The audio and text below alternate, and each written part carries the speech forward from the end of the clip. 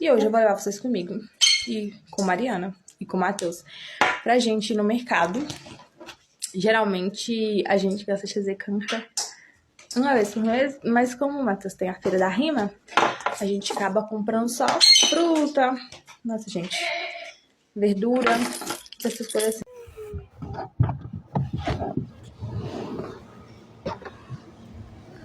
Mas todo dia cuidado. Verdade. Amanhã. Mariana sempre no trabalho. Impressionante, né? Mariana quer botar a batatinha dela, mano. Ah, dá.